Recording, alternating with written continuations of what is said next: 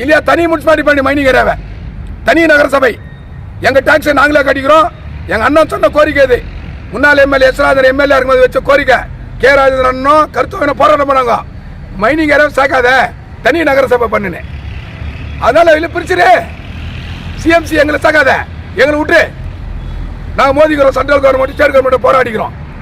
ஏன்னா நாங்கள் என்ன எதனா தீவுலேருந்து வந்துக்கிறோமா? 4 கோடி கட்டிக்கிறோமா? சும்மா கேட்கல, உரிமை இருக்குது, ரைட்ஸ் இருக்குது. வணக்கம், நான் உங்கள் அன்பரசன். முனிசிபாலிட்டி நேற்று மீட்டிங் ஆச்சு.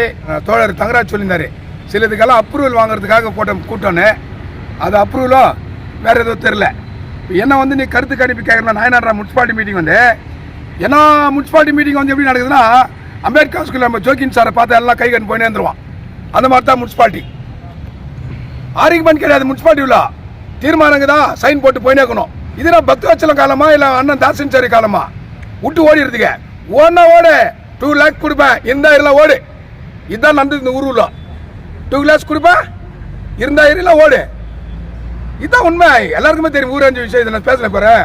நான் ஏன் ஆவேசமா பேசுறேன்னு சொன்னா, நான் வீடு இருக்கிறது மைனிங் ஏரியால 4 கோடி 29 லட்சம் டாக்ஸ் கட்டணும், ப்ராப்பர்ட்டி டாக்ஸ்.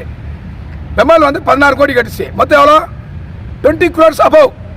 என்ன டெவலப்மெண்ட்? முனிசிபாலிட்டி பண்ணது பிஜேஎம்எல் 0. இதை சொல்றது நான் ஹீரோ. முனிசிபாலிட்டி ஏரியா பிஜேஎம்எல் டெவலப்மெண்ட் பண்ணல, அது 0ன்றனே. இதான் 20 கோடி முனிசிபாலிட்டி மைனிங் ஏரியா பண்ணினி. இப்போ தங்கராஜ் சொன்னாரு 30 பேர் இருக்கிறான் சானிட்டரி ஒர்க்கரு. வெய் ஒரு 100 பேர் வச்சு அங்கங்க விடு. இல்லையா தனி முனிசிபாலிட்டி பண்ணி மைனிங் ஏரியாவை தனி நகரசபை எங்கள் டாக்ஸை நாங்களே கட்டிக்கிறோம். அதனால அந்த மாட்டுக்கறி கதை ஒன்று சொல்லிடுறேன்.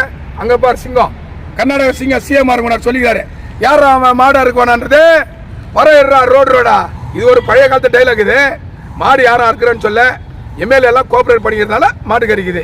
இதனால் எல்லாம் வியாபாரிகள் எம்எல்ஏ கூட நன்றி சொன்னாங்க. இப்போ வந்து லாஸ்ட்டாக ஒரு பாயிண்ட்டுக்கு வரேன்னா, அங்கே எங்கே உருகாம்பட்டில் கொடுக்குறாங்களாம் ஸ்லாட்டர்ஸ். அங்கே போட்டோம் பரவாயில்ல, ஆனால் க்ளீன் ஆகணும். பட் அங்கேயும் அப்ஜெக்ஷன் பண்ணால் வேற எங்கே போகிறது? அப்ஜெக்ஷன் பண்ணக்கூடாது. அந்த வாரி கவுன்சிலர் கோஆபரேட் பண்ணணும், பேசணும். எக்ஸாம்பிள் என்னுடைய சகோதரர் ரமேஷ் ஜெயின் கூட கோஆபரேட் பண்ணோம். என்ன கோஆபரேட் பண்ணோம்? அந்த வார்டு கவுன்சிலரா அங்கே என்ன பிரச்சனை? ஸ்லாட்டர் ஹவுஸ் எப்படி முனிசிபாலிட்டி பண்ணி தரோம், கட்டி தரட்டும். அதுக்கு எல்லாம் சேர்ந்து கோஆபரேட் பண்ணலாம். அங்கேயும் அப்ஜெக்ஷன் பண்ண எப்படி? இது முனிசிபாலிட்டி ஃபெயிலூர். பிஜேஎம்எல் டவுன்ஷிப் கிளீனுக்கும் சரி, இம்ப்ரூவ்மெண்ட்டுக்கும் சரி ஃபெயிலூர் முனிசிபாலிட்டி. நீங்க கேட்குறியா இந்த ஊரில் நீ என்னத்தான் மகன் யூஜிசியில் சர்டிஃபிகேட் வாங்கினா கூட சரி, இல்லை நீ பிஹெச்டி டபுள் பிஹெச்டி வந்தாலும் சரி, இப்போ எம்ஏ எல்எல்பி இருந்தாலும் சரி, 2000 குத்தா தான் ஓட்டு, 1000 குத்தா தான் ஓட்டு உனக்கு. ஜனம் அந்த மாதிரி ஆயிடுச்சு. யார் போராடுறான், யார் ஒரு பிரச்சனையை கேட்குறான்றதுக்கு ஜனங்க தெரியுதில்ல. அந்த நேரத்துக்கு கது தட்டுறாங்களா? அவங்கள சொல்லியும் பிரச்சனை இல்லை.